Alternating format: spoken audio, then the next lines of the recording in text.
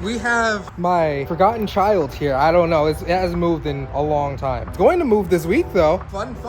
So we're redoing the entire fuel system and part of the flywheel based on my own mistakes. This car is going to live again and it's going to be ridiculous. This will be hopefully the last stage of this car because we've only upgraded it because of issues before. So thankfully now we will be fine, we'll be set. He's connecting power. We'll see what happens. I don't like that. Hey, lick your nipples and put them together.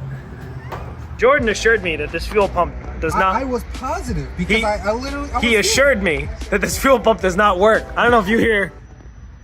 And let's just see what the fuel pressure says up here. This says 55 PSI, but this reads 10 high, so that's like 46.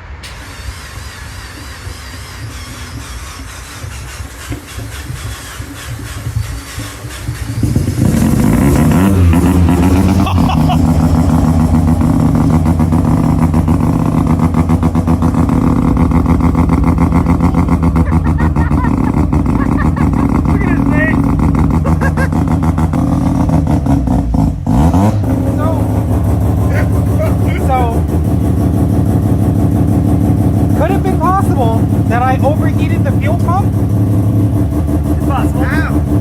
You're turning it all the way to Atlantic City. The way I was driving this thing in the snow, and yeah, wait, no, I've never driven this car that way in my life. That was full throttle every 5 seconds for the entirety down there and back up. How much fuel did you have in the tank? Every time I shoot a flame, we had fuel pressure drop.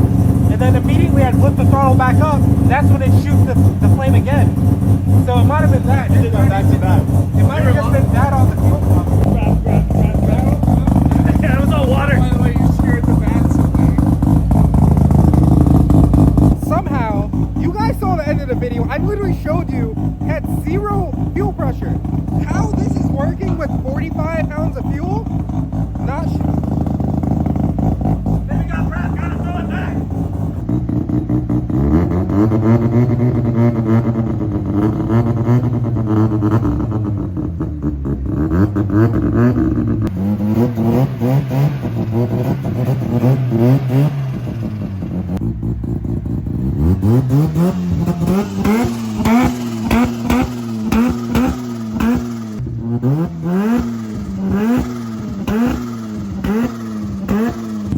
What's the retail on one of those things?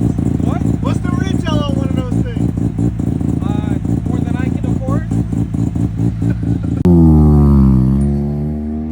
It's like V breaks down, who knows how to drive a stick? This man jinxed our entire operation right here. Why did you have to say that, Drew? Why?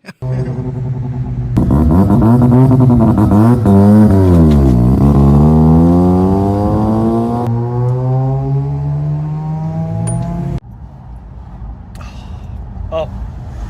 Whoa, please turn screen. I'm going. I was going to say I'm going for it anyways. You cut off. Oh no! No! Oh, because he took a hard left. I bet it sloshed all the fuel to the right side of the tank. Well, we made it approximately a quarter mile. Drop to 7, then 5, then 1. Fuel pressure. Yeah. Well, the pump is probably on its way out. We'll be right back. Dun, dun, dun, dun. All right, in the funniest turn of events, I'm no longer in Rotary, as you've just seen, most likely. I gotta drive this now, because I did this to myself. I had false confidence. Time to drive a tow truck. What's up? We are back with the videos at the bunker, and we don't just have the M5 here. We have the M5's little brother, the 13B BRZ. Now, what are we doing? Per usual, when you see this thing inside here, everything. So we're about to take the motor out right now, and it's for good reason, and I'm about to show you why. So you remember the last video how this thing had pretty much no fuel pressure because I killed it while I was drifting in the snow. Now we're going the 350 liter per hour pump. We're going twin 535 Hellcat pumps inside of here. We're doing 2300cc injectors. We have a turbo and intake. We have drive-by-wire now. So we can do stuff like flat foot shifting and launch control and cruise control and all the other stuff as well. We're connecting to the CAN bus system of the car, so it's probably gonna know what's happening with the engine. We just have a whole lot of stuff, and I won't be able to explain it alone until we take this motor out. So I'm gonna take it out. But just so you know, these are all the parts that are going in the car. This is collectively $3,000 worth of parts. Get ready. Can he do it without getting it all over his glove? You tell me, I don't know. Check the dipstick and, oh God. I mean, it's black. Wow. Ooh, it looks cool. There was already stuff in the bottom of this too. Yeah, no. I can never really drain the pan fully because the baffle's in it. I don't really see any sparkles, so that's good. I mean, there shouldn't be. I don't see any chalky milk. No. No banana smoothie. It's, I was thinking we'd get, a little latte, a little mulatto type of thing. We don't have that. The thing's been sitting for some months, so you'd think that there'd be something in the oil pan, right? Right, Aaron? I mean, like oil. Hopefully, that's about it. Movie magic, this is now done. The car is running right now. Actually, you can't hear it. We are going to be putting this back in the car right now. I completely forgot to record everything else because this thing's been taking all my time, energy, emotions, blood, sweat, tears, a little bit of pee. So now that this thing is put it back inside and we can start phase 2 of the finisher.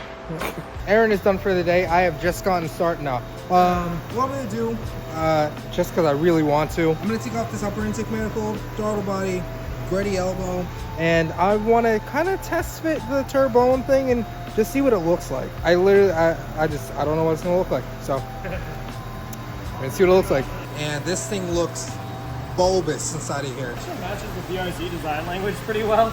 Yeah. So like with these, it almost looks like it belongs. Yeah, so now we're doing drive-by-wire prototype test. We have the real version and the test fit version here of the adapter going to the turbo and intake. Custom and design. yeah, we're just seeing what it looks like, but that is total difference as to what it looked like before, because new stuff. It's also a different color. You guys get to see it first. This spot is for a cable throttle, but this like didn't really fit right here where I need it to go, because this is in the way. Of course. And the alternator.